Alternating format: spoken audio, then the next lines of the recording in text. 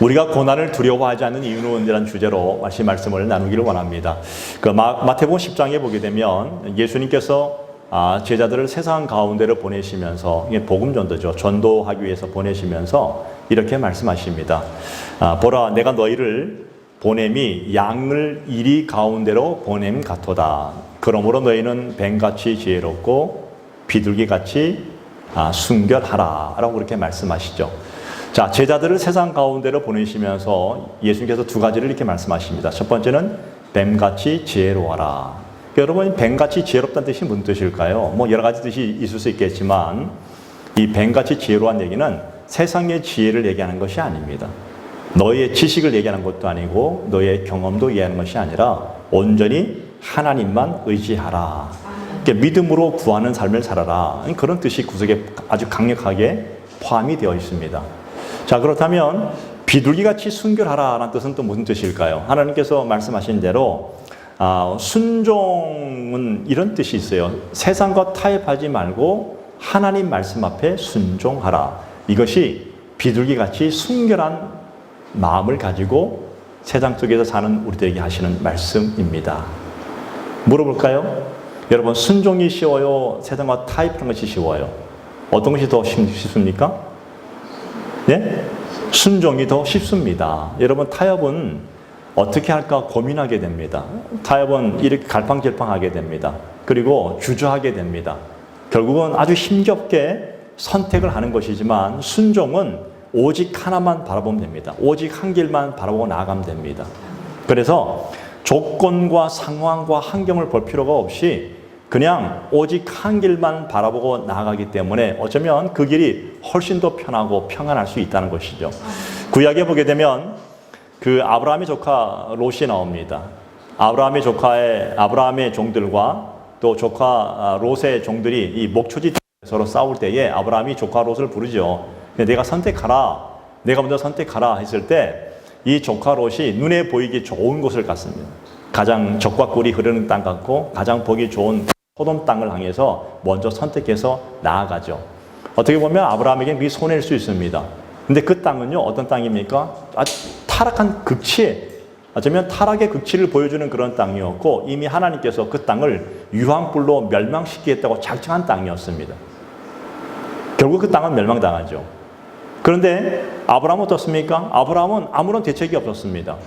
그냥 말씀에만 순종하며 지금까지 살아왔던 인생이 아브라함 아니었습니까? 대책이 없는 그런 인생이었습니다. 그런데 하나님께서 아브라함의 대책이 되어 주셨습니다. 그리고 약속하여 주셨습니다. 더 큰 약속을 허락해 주셨고 그리고 그에게 가장 좋은 길을 주시겠다고 이미 약속하신 하나님을 경험하게 되죠. 그래서 아브라함은 정말로 우리에게 믿음의 조상이라는 그런 놀라운 변명을 가지고 우리에게 지금도 다가오고 있지 않습니까? 여러분, 복잡한 인생이 아닙니까? 우리 지금 이 현 세계를 바라보면 굉장히 복잡합니다. 가면 갈수록 더 복잡하고 더 힘들고 더 괴로운 인생을 살 것 같은 그런 세상입니다. 예측할 수 없는 세상입니다. 이런 복잡한 인생 속에서 우리 하나님께서 오늘 저와 여러분들에게 하시는 말씀이 딱 하나입니다. 믿음으로 사는 길이 가장 쉽다. 아멘. 할렐루야. 아멘. 믿음으로 사는 것이 가장 쉽다고 말씀하시죠. 오늘 이 본문이 속해 있는 히브리서 또 그런 책입니다. 믿음의 얘기 아닙니까? 암울한 현실 속에서, 이 복잡한 현실 속에서 우리의 믿음이 짓눌리고 신앙이 짓눌리고 때로는 갈팡질팡하고 한치 앞도 내다볼 수 없는 그런 상황 속에서 어떻게 할 것인가에 대해서 고민하는 우리들에게 너희는 현실을 바라보지 말고 현실 속에서 현실 너머에 있는 너희의 미래를 바라보라는 것입니다. 너희의 미래에 다가올 여러 가지 놀라운 것들, 예비되어 있는 희망을 바라보면서 너희에게 주어진 것을 믿음으로 이 현실을 싸워서 이기며 나아가라고 말씀하시는 것이 히브리서 내용 아닙니까? 히브리서의 저자가 누군지 몰라요. 미상입니다. 또 수신자가 누구한테 가는 건지도 몰라요. 안 나와 있지만 이 히브리서 성경책을 쭉 읽다 보면 이 히브리서에 나타난 모든 현실을 보니까 굉장히 박해를 받고 있는, 엄청난 신앙의 박해를 받고 있는 그런 사람들이나 어쩌면 또 앞으로 그에게 엄청난 박해와 고난과 환난이 올 것을 예상하고 있는 자들에게 오늘 쓰여진 하나님의 책이 바로 히브리서입니다. 그 히브리서는 오늘 본문에 이렇게 시작됩니다. 32절에 보게 되니까 전날에 너희가 빛을 받은 후에 고난의 큰 싸움을 견뎌낸 것을 생각하라. 자, 빛을 받은, 이 빛이 무슨 빛일까요? 태양빛일까요? 여름에 자외선을 쬐면 얼굴이 새까맣게 타잖아요. 그런 빛일까요? 여러분, 아닙니다. 눈에 보이는 빛이 아니라 이 빛은 예수 그리스도를 나의 구주로 믿고 구원받은 것을 말하고 있습니다. 예수님을 나의 구주로 믿고 영접하고 구원받은 후에 어떤 일이 있었습니까? 고난의 큰 싸움을 견뎌냈다는 것이에요.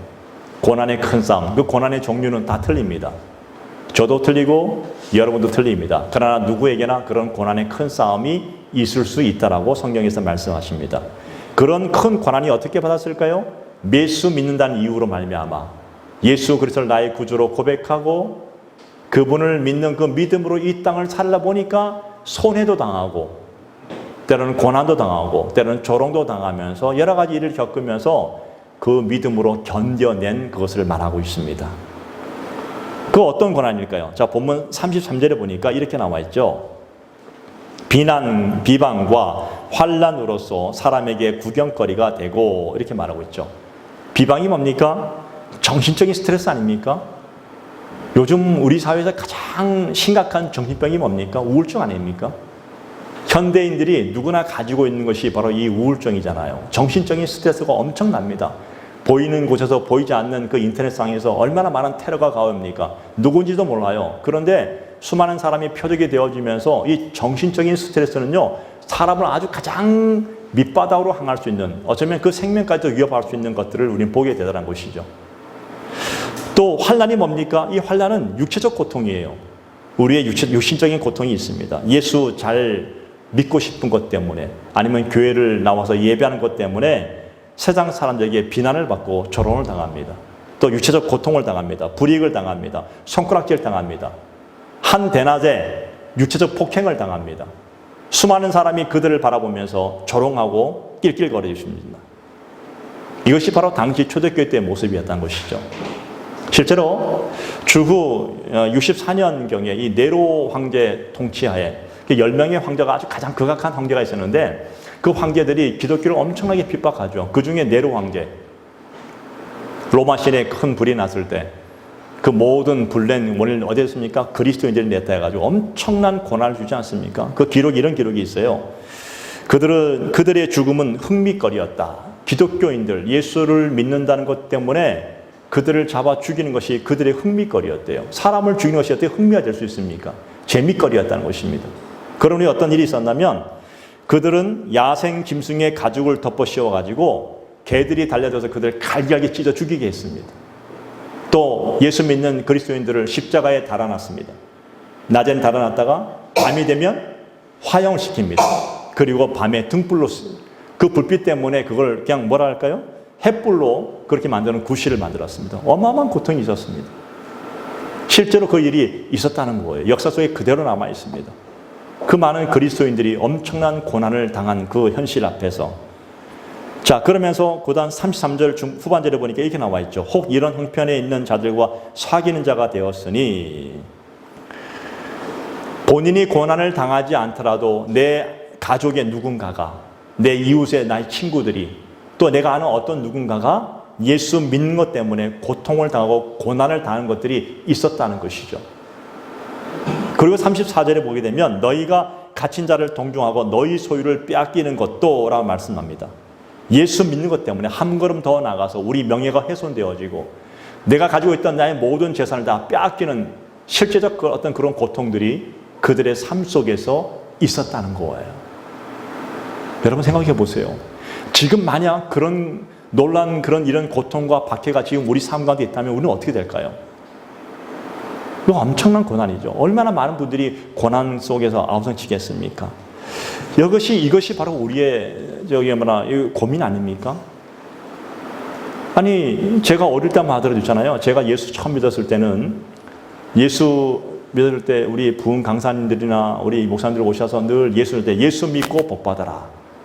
예수 믿고 복 받아라. 저는 그런 복이 세상의 복인 줄 알았어요. 또 예수 믿으면 잘 되는 사람도 있어요. 어쨌든 예수 믿으면 잘 될 것 같아요. 그리고 현실적으로 내 삶이 지금보다 훨씬 더 나아지는 그런 간증도 들으면서 때로는 그렇게 소망을 가지고 살 줄 알았는데 막상 살아보니까 내 현실에 고난이 있어요. 조롱을 당합니다. 무시를 당합니다. 내게 있는 모든 것들을 빼앗기는 것도 손해를 보는 일도 당합니다. 이것이 우리에게 고난이고 이것이 우리에게 딜레마예요. 아니 예수 믿으면 잘 돼야 될 텐데 오히려 잘 되는 것이 아니라 더 힘들고 어려운 것들이 그에게 다가올 때 우리는 어떻게 할 것인가?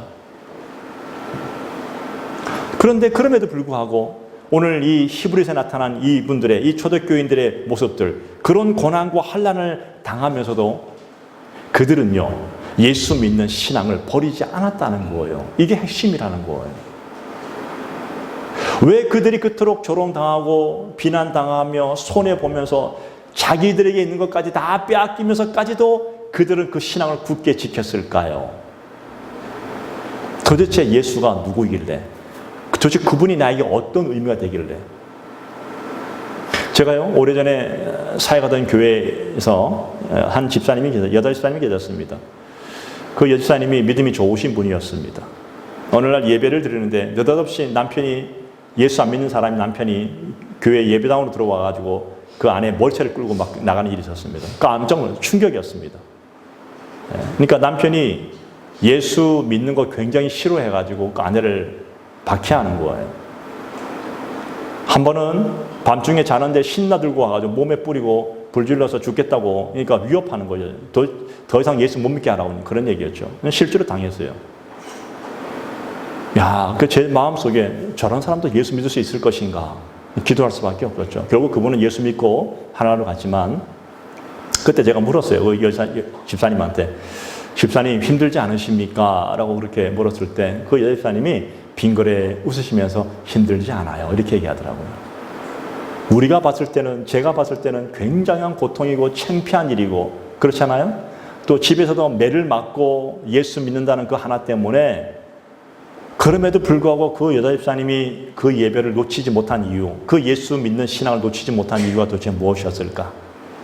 왜 그렇게까지 그런 일을 당하면서까지 예수 믿고 그렇게 나아갈 수밖에 없었을까?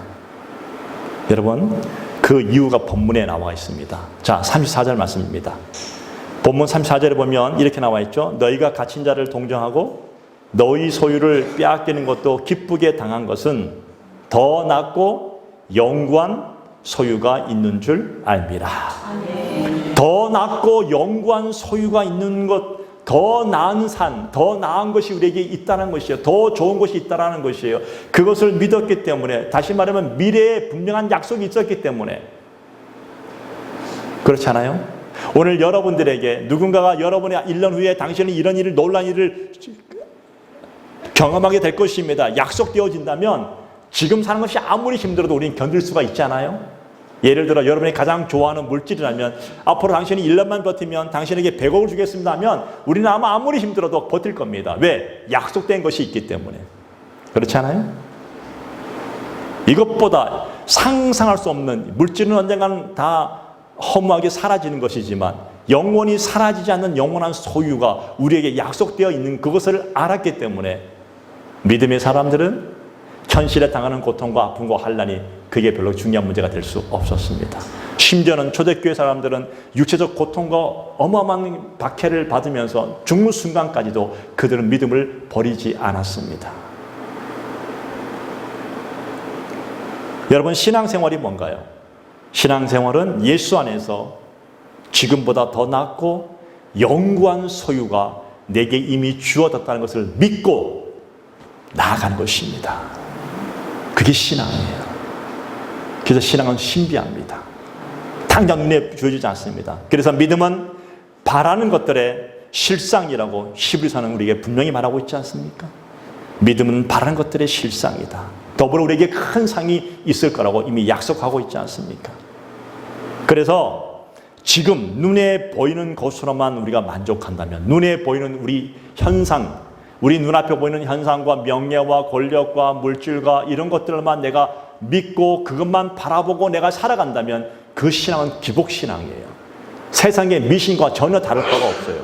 기독교는 그런 차원의 기독교가 아니라는 겁니다. 믿습니까?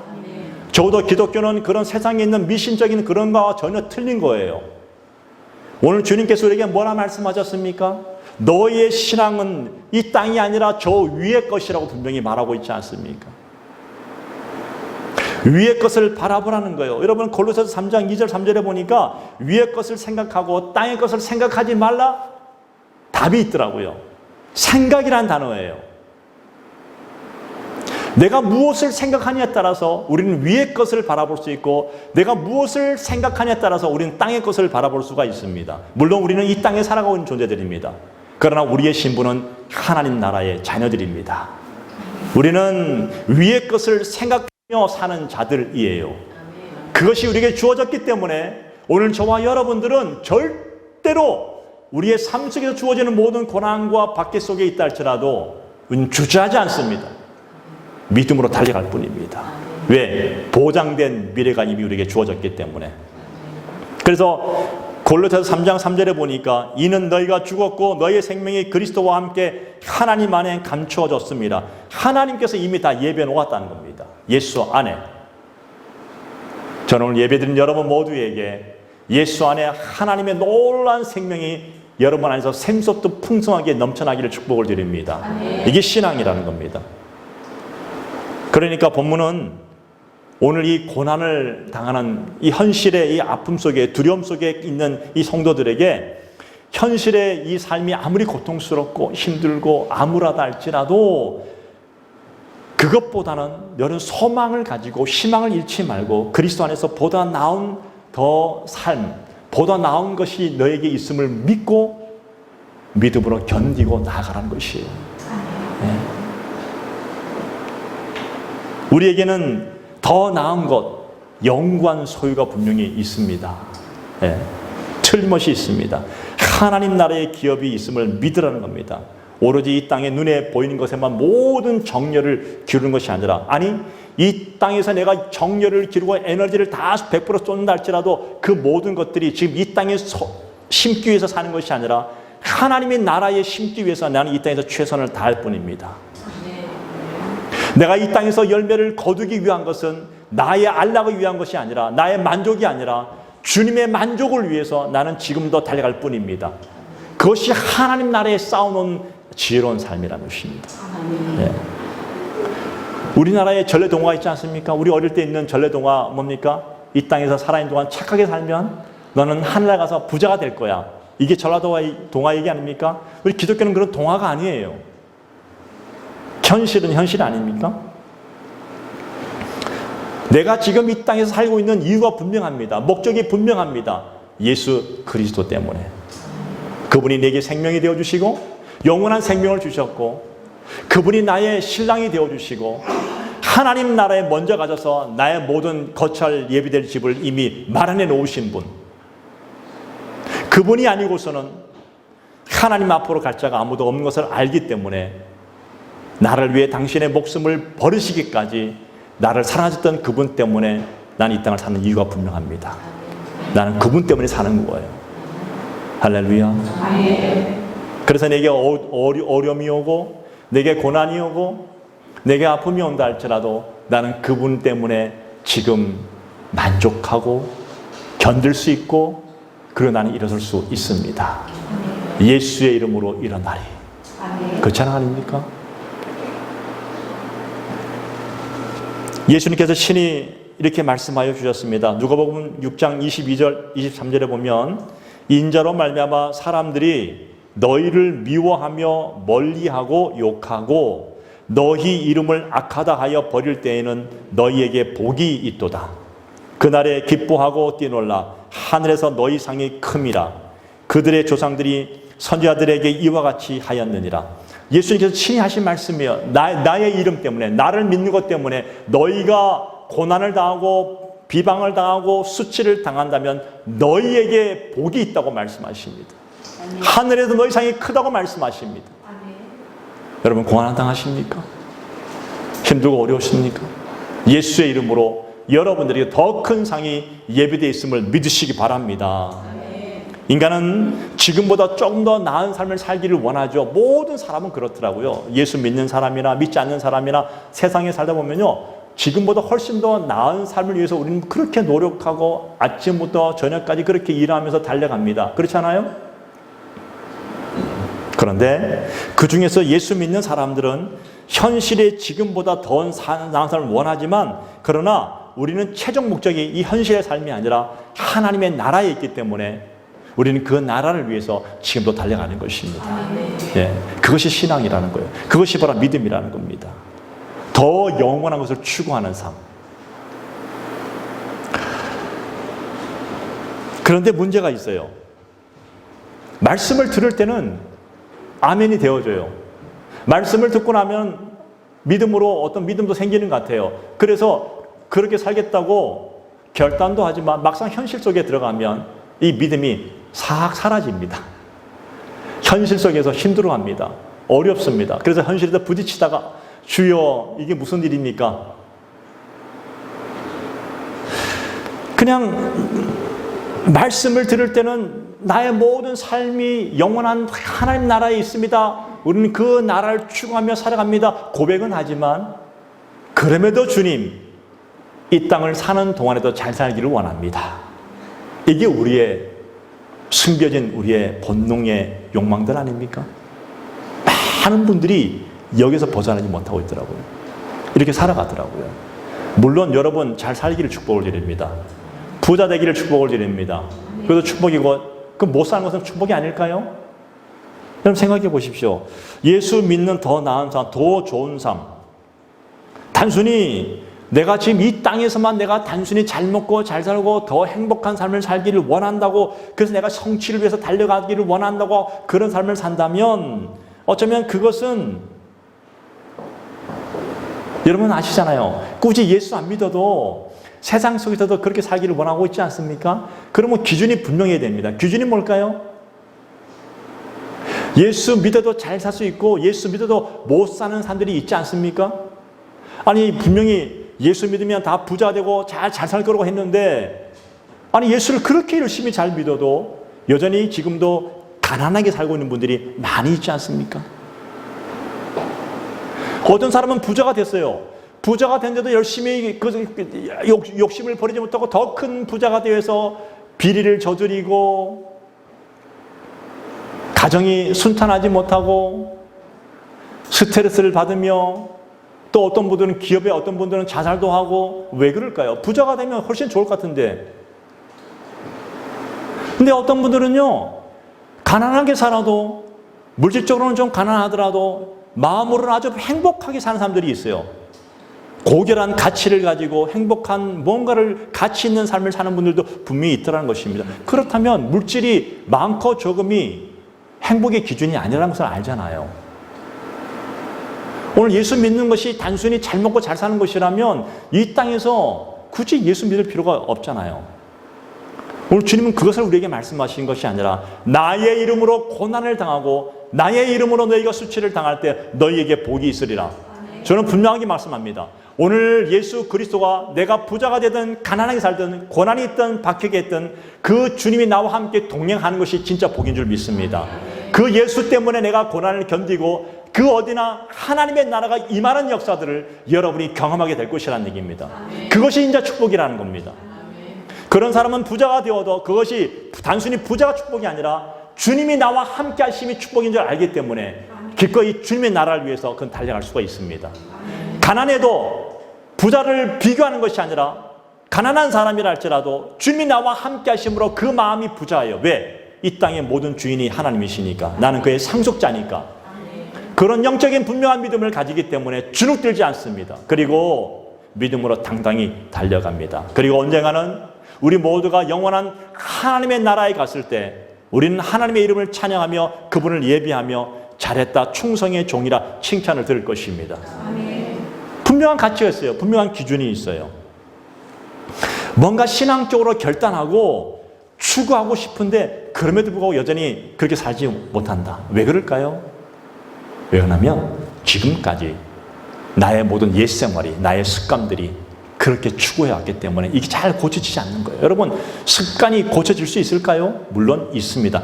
근데 잘 안 돼요. 내가 살아왔던 삶의 스타일이 잘 변화될 수 있을까요? 물론 할 수 있지만 잘 안 돼요. 오죽했으면 세상에선 그러더라고요. 사람은 고쳐 쓰는 게 아니야. 들어보셨죠? 그래요. 한번 인간 말종이면 끝까지 죽을 때까지 말종입니까? 그러면? 그렇진 않을 거예요. 그런데 우리는 속담이 있더라고요. 3살 버릇이 8가지가 간대요. 사람이 살아왔던 그 생활의 옛 생활의 습관들이 예수 믿고 난 다음에 단순간에 확 변화될까요? 그랬으면 얼마나 좋겠어요? 그럴 수도 있습니다. 그런데 잘 안 되더라고요. 여전히 나의 지금까지 살았던 세상의 가치관에 익숙해진 나에게, 나의 생활 패턴에 쉽게 변화되지 않는 이 모습 때문에 우리는 예수 믿어도 여전히 우울해지고 자꾸만 갈등이 되어지고 갈팡질팡하고 있지 않습니까? 어떻게 될까요? 영적인 것을 바라보고 내 모든 삶 속에서 영적인 삶을 살아야 된다고 끝없이 목사님들이 외치고 있는데도 불구하고 들을 때는 아멘이지만 막상 삶의 현실 속에 가면 영적인 것은커녕 생활의 삶 속에서 부딪히는 나의 모습 때문에 자괴감이 들어가지고 정말 하나님 볼낯이 없네 이렇게 고백하는 분도 있지 않습니까? 근데 이것이 당연하다는 겁니다. 사도 바울이 이렇게 고백하고 있지 않습니까? 로마서 7장 22절 24절에 보면 이렇게 말합니다. 내 속사람으로는 하나님의 법을 즐거워하되 내 지체 속에서 한 다른 법이 내 마음의 법과 싸워 내 지체 속에 있는 죄의 법으로 나를 사로잡는 것을 보도다. 오라 나는 공고한 사람이로다. 이 사망의 몸에서 누가 나를 건져내랴. 여러분, 신앙적으로 영적으로 살아간다는 것이 쉬울까요? 어렵습니다. 쉽지가 않아요. 죄의 법이 끊임없이 나를 어떻게 합니까? 갈등을 일으키게 합니다. 성령의 소욕과 육체의 소욕이 계속 나에서 싸우고 있습니다. 내 마음속에서. 예수 믿는 믿음으로 살기를 원하고 그렇게 산다고 고백하지만 고백하는 그 순간 또 사단이 와서 미혹합니다. 아니야. 꼭 그렇진 않아. 한 번쯤 이렇게 해봐. 계속해서 우리의 마음에 갈등을 일으키고 싸우게 합니다. 성령의 소욕과 육체의 소욕이 싸우고 있는 거예요. 죄의 모든 것들이. 그래서 이렇게 고백합니다. 나는 공고한 사람이로다. 누가 이 사망의 몸에서 나를 건져내랴. 어떻게 할까요? 예수 믿은 지 10년이 되어지고 어쩌면 3년이 되어지고 어쩌면 20년, 30년이 되어져도 30년 전보다 훨씬 더 성숙한 예수 믿는 사람이 되어야 되는데 다람쥐 쳇바퀴 도듯이 계속 그 수준에서만 머물고 물론 조금 더 성장했겠지만 여전히 다람쥐 쳇바퀴 도듯이 계속 돌아가는 나의 모습을 볼 때 우리는 얼마나 실망합니까? 자신에 대해서. 어떻게 해결해야 될까요, 여러분? 사도 바울이 이 사망의 몸에서 누가 나를 건져내랴 탄식했던 사도 바울이 이어서 이렇게 선포하죠. 그러므로 이제 그리스도 예수 안에 있는 자에게는 결코 정죄함이 없나니 이는 그리스도 예수 안에 있는 생명의 성령의 법이 죄와 사망의 법에서 너를 해방하였습니다. 누가 해방시키셨어요? 성령님이.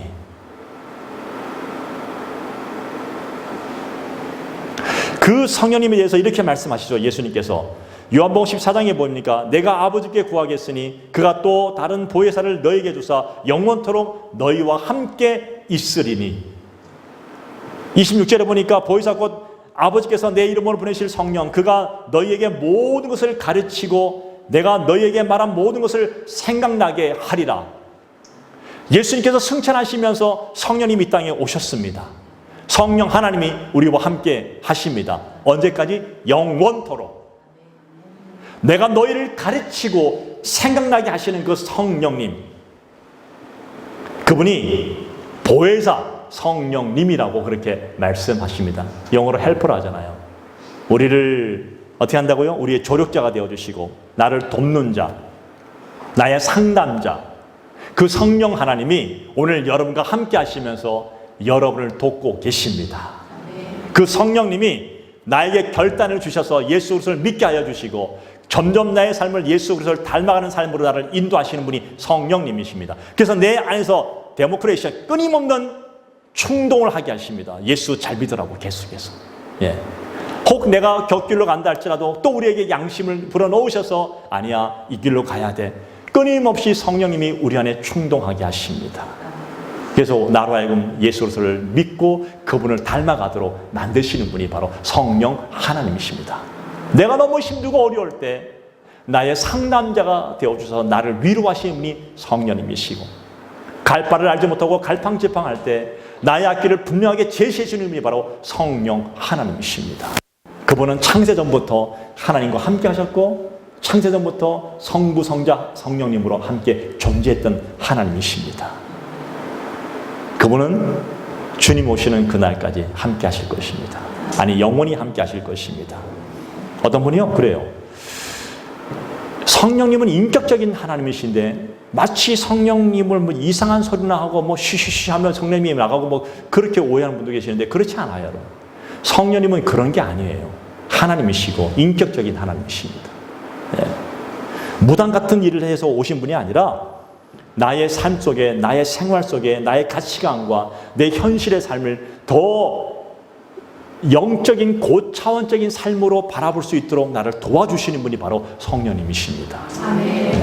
그래서 내 삶을 점점 예수님을 닮아갈 수 있도록 만들어 가시는 분이 바로 성령님이십니다. 그 성령님이 오늘 여러분과 함께 하시길 바랍니다. 아멘. 좀 더 변화되기를 원하시고 좀 더 좋은 곳을 바라보기 원한다면, 좀 더 가치 있고 능력 있는 그리스도인이 되기를 원한다면 믿으십시오. 보혜사 성령님께서 여러분을 그렇게 만들어 가실 줄로 믿습니다. 아멘. 그분을 인격적으로 매일매일 만나셔서 그분의 도우심을 구하기를 축복을 드립니다. 아멘. 성령님, 내 눈앞에 보이는 현실 앞에서 내가 미혹당하지 않게 하시고 이 현실에서 내가 정말 믿음으로 견디면서 영원한 하나님의 나라를 바라보며 나의 진정한 표 되신 예수 그리스도를 바라보며 믿음으로 달려갈 수 있도록 나를 도와주셔서, 내가 지금 이 고난과 이 거대한 현실의 벽에 막혀있는 이 현실 앞에서 성령님 도와주시옵소서. 담대하게 모든 현실의 벽을 뛰어넘을 수 있는 능력과 힘을 허락하여 주시옵소서. 기도하는 것입니다. 내가 아무런 결단 없이 우유부단한 삶을 살지 않게 하시고, 내가 뜻을 정했으면 주님 앞에 반드시 그 뜻한 대로 결단해서 살아갈 수 있는 힘과 능력을 내게 허락하옵소서. 누가 하십니까? 성령님이 하십니다. 그분이 여러분과 지금 함께 하십니다. 한시도 떠나지 않으시고 함께 하신 분이 바로 성령님이십니다. 어떻습니까? 여러분 지난 한 주 동안 어떻게 사셨습니까? 여러분 지난 한 주 동안 신앙생활, 여러분의 영성생활은 혹시 어떠셨나요? 아마 많은 분들이 예 목사님 부족하죠 이렇게 얘기한 분들이 대부분일 겁니다. 부족하죠. 저도 마찬가지예요. 저도 부족합니다. 여러분 부족하다면 그 성령 하나님을 더 의지하시기를 바랍니다. 그분이 내게 지금보다 더 가치 있고 더 영적인 삶을 바라보며 우리의 신앙생활의 행복이 뭔지, 기쁨이 뭔지, 축복이 뭔지를 분명히 우리에게 알려주시고 경험하게 하시고 그렇게 인도하여 주실 줄로 믿습니다. 기준을 분명히 정하십시오. 여러분의 삶의 기준을 분명히 정해야 됩니다. 추상적이나 관념적으로 어떤 사는 삶이 아니라 나의 영원한 표 되신 예수 그리스도를 바라보며 내가 오늘부터 내가 성경을 또 의지하고 실제적인 내 삶에서 그 성령님의 삶을 인도하시는 대로 내가 따라가겠다고, 지금도 열심히 더 성경도 보고 내가 지금보다 더 열심히 더 기도하고, 내가 아무리 시간이 없다 할지라도 그 순간순간 틈이 날 때마다 기도하는 거예요. 말씀 한 구절도 보고 그 말씀 의지하고 살아가는 것, 다 성령님이 여러분이 그렇게 힘주시고 능력 주셔서 살게 해주실 줄로 믿습니다. 어쩌면 예기치 않는 큰 일을 당하여서 어떻게 할 줄 모르는 그런 상황이 있다 할지라도 성령님이 여러분을 인도하실 겁니다. 아멘. 가장 선한 길로 주실 줄로 믿습니다. 아멘. 어려움이 있고 고난이 닥쳐오니까 아유 주저앉고 싶고 도망갑시다, 그것이 아니라 더 나은 것, 더 좋은 것을 바라보며 나아갈 수 있도록 성령께서 믿음으로 이겨나갈 수 있도록 여러분 개인을 도와주십니다. 아멘. 히브리서 11장 36절부터 40절까지 보면 실제로 믿음의 선배들은 이렇게 살았습니다. 제가 읽어보겠습니다. 또 어떤 이들은 조롱과 책짓질 뿐 아니라 결박과 옥에 갇히는 시련도 받았으며 돌로 치는 것과 톱으로 켜는 것과 시험과 칼로 죽임을 당하고 양과 염소의 가죽을 입고 유리하여 궁핍과 환난과 박해를 받았으니 이런 사람은 세상이 감당하지 못하느니라. 그들이 광야와 산과 동굴과 토굴에 유리하였느니라. 이 사람들은 다 믿음으로 말미암아 증거를 받았으나 약속된 것을 받지 못하였으니 이는 하나님이 우리를 위하여 더 좋은 것을 예비하셨은즉 우리가 아니면 그들로 온전함을 이루지 못하게 하려 하심이라. 더 좋은 것이 예비되어 있음을 알았기 때문에 그 현실의 고난에서 그들은 굴복하지 아니하고 예수 믿는 믿음으로 당당히 나아갔을 때 그들은 더 좋은 것을 그들은 약속받았고 예비받았고 그렇게 성취하며 그들은 누릴 수 있었다는 것입니다. 믿음의 선진들의 모습은 적나라하지 않았습니까, 여러분? 어쩌면 지금 우리에게 요구되는 것이 바로 이런 모습 아닐까요? 지금 우리에게 큰 고난과 박해, 환난 그 당장 없다 할지라도 이 세상에서 당하는 여러 가지 미혹과 유혹 앞에서 매 순간순간마다 갈등할 때마다 성령께서 말하는 거예요. 우리는 그럼에도 불구하고 약속된 것을 바라보며 믿음으로 견뎠다. 이런 사람은 세상이 감당하지 못하는 믿음의 사람들이었다고 우리 하나님이 듣고 싶지 않았을까요? 오늘 저는 여러분 모든 성도들이 이런 세상이 감당하지 못하는 그런 믿음의 삶을 살기를 축복을 드립니다. 매 순간순간마다 갈등이 올 때마다 갈등을 예수 믿는 믿음으로 성령님이 인도하시는 대로 뜻을 정하고 기준을 정하고 여러분 달려가 보십시오. 한 번 이기면 두 번 이깁니다. 두 번 이기면 세 번 이깁니다. 근데 여러분 반대로 한 번 지면 두 번 지고 세 번 지고 네 번 지고 계속 집니다. 양보하지 마십시오. 고귀하고 거룩한 하나님의 뜻은 양보되는 것이 아니라 지키라고 있는 것입니다. 여러분 스스로가 말씀을 해석하지 마시고 말씀을 믿고 순종해 보시기 바랍니다. 제가 서두에 말씀드렸죠? 순종이 쉬워요? 타협이 쉬워요? 순종이 쉽습니다. 순종은 하나만 보지만 타협은 여러 갈래가 보이기 때문에 아주 사람을 힘들게 만듭니다. 지난 한 주 동안 여러분 혹시 타협하는 신앙이었다면 힘들지 않았어요? 순종은 하나예요. 그러나 그 하나에 내 혼자 하는 것이 아니라 주님이 성령 하나님이 나와 함께 하시기 때문에 우리는 당당히 그 길을 아주 쉽게 행복하게 기쁨으로 그 길을 갈 수가 있습니다. 여러분 사업하시다가 여러분 직장생활을 하다가 가정생활을 하다가 누군가를 만나다가 하다 갑자기 여러분 생각 속에 아 맞다 아니지 성령님 나와 함께 하시니까 이것을 견딜 수 있다라고 믿고 기도가 나가는 거예요. 오늘 본문 마지막 38절 39절에 보니까 이렇게 말합니다. 나의 의인은 믿음으로 말미암아 살리라. 또한 뒤로 물러가면 내 마음이 그를 기뻐하지 아니하리라 하셨느니라. 우리는 뒤로 물러가 멸망당할 자가 아니요 오직 영혼을 구원함에 이르는 믿음을 가진 자니라. 오직 의인은 믿음으로 사는 거예요. 그 의인의 믿음으로 사는 삶에 성령님이 큰 힘과 능력으로 인도해 주실 것입니다.